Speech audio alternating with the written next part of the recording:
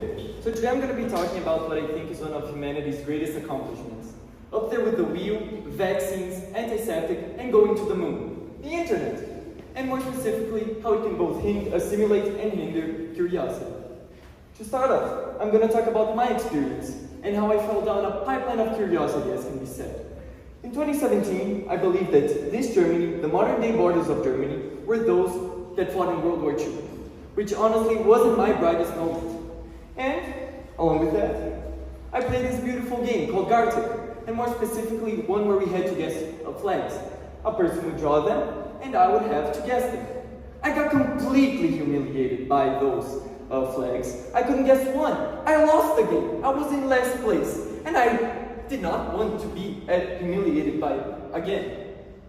And so I started watching videos and learning the history and learning all about the flags. And I never wanted to lose a game of Gartic again. And I never did. Why?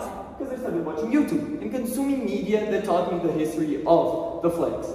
I started watching and consuming. And YouTube started recommending me more and more of those videos. And I could choose them, and I could see which ones interested me, and which ones I thought were bland, and which ones I thought weren't worth my time.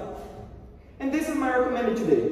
It spans from Henry Kissinger's death to a rally card, which isn't the closest thing someone could say. It doesn't fit into the right. But I continued watching, and I discovered this channel, TEDxYouth, which teaches history through these little characters, unfortunately called country balls. Country balls are characterizations of countries, and they kind of personify them and give them personality. And so I got interested by them and started frequenting forums of country balls. And I started interacting with the community. And it taught me a lot, because I saw the little jokes and little historical context of the community, and I wanted to understand them. Did not want to be left out. And so I continued, and I started watching more videos. That led me to Geography Now, which is a YouTube channel that gives a profile of every country in the world, along with saying the history of the flags. So it all kind of fits in the end.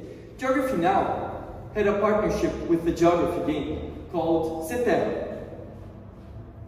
This game. It has a bunch of maps and map quizzes, along with flag quizzes.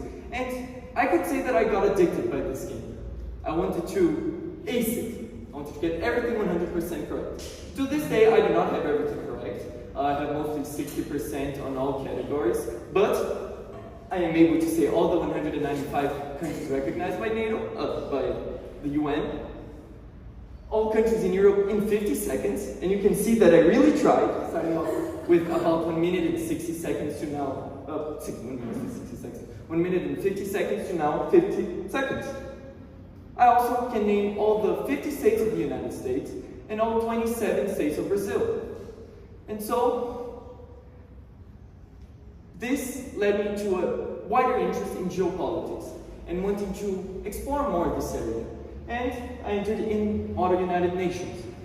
And by interacting with Model United Nations and following this path and trying to research and be the best debater I could in those debates and trying to understand more about the topics, I kind of fell in love with international law and geopolitics, and that led me to what I want to be in the future, an international lawyer, and follow the career path of international law.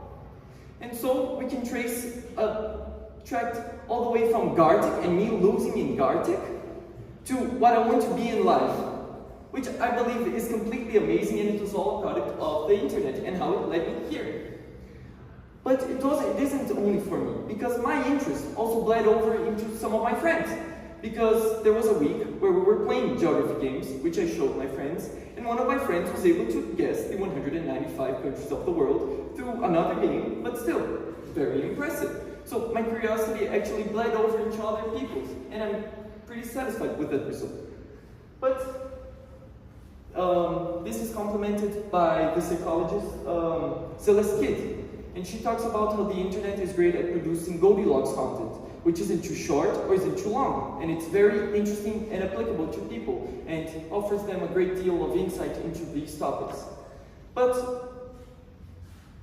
I also think that the internet can be evil in the way that social media can impact our perception of the world.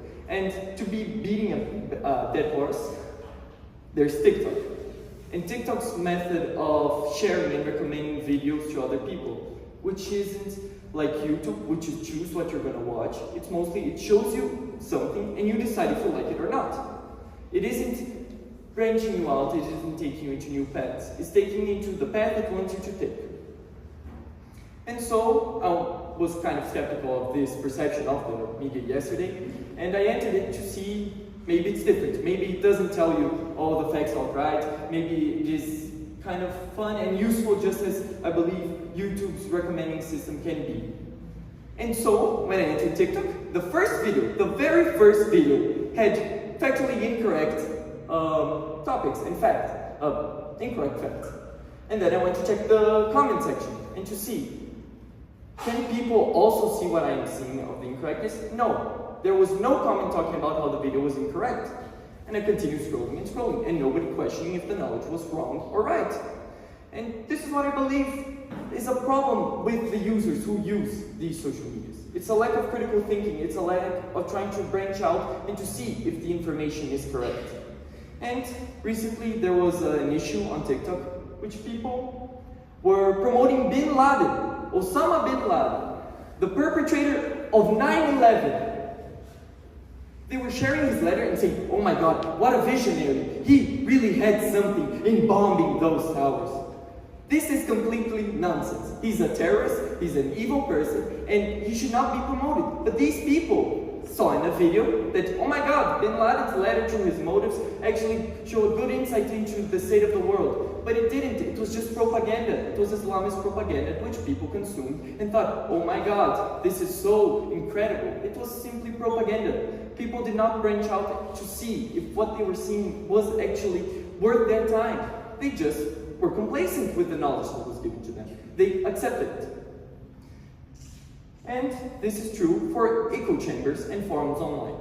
Here is QAnon, which was a conspiracy theory that surfaced in 2017, where people thought that the government was going to be saved by some sort of figure. And many people emerged as Qs, which were the prophets of this future takeover of the government. And in echo chambers, they continued to promote these ideas and to agree with them and to say that reaffirming each other, with nobody trying to branch out and see if it was crazy talk or if it was completely right. And QAnon foresaw that in the 6th of January, the prophet that they were trying to follow would emerge. And that led to the January 6th attack on the American Capitol. They were wrong. No prophet came. People got hurt, people failed in their attempts, and it was just a complete waste of time, which hindered a lot of people and hindered a lot of their families and loved ones. And it stemmed all from a lack of critical thinking and using the internet irresponsibly. Another problem I see with the internet is this little thing, which is ChatGPT, which I completely despise. So I'm being a little bit biased, just a little. But I think that ChatGPT, I firstly described it as refining Google searches and refining the answers for Google searches. But I have come to the conclusion that it's not. It doesn't provide you with sources, it doesn't provide you with insight, and it doesn't provide you with different perspectives. It just gives you an answer and you take it. You believe it is true and you follow it. But many people use it for their schoolwork and homework. They just copy it because it's a more human response than just copying something online. And I believe it is kind of ironic how ChatGPT removes the humanity of a simple Google search.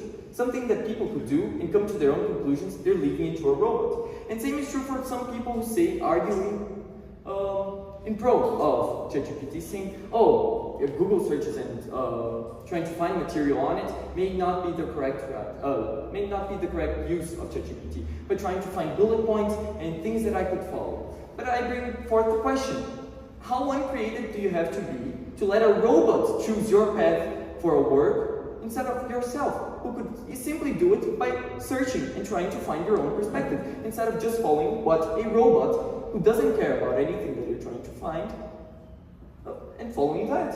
It's honestly kind of mind-blowing to me, and I do not think it is a net positive for the world, and it's just hindering curiosity, because it's not promoting people trying to find new paths and new perspectives. And so, I come to the end of my presentation. I believe that the internet is it is a tool, and you can use the tool well. You can use it to promote your curiosity, and you can continue following these paths that interest you. Or you can simply conform and not follow your individuality, and just accept any knowledge that is coming towards you, which will simplify your worldview of the world. So thank you.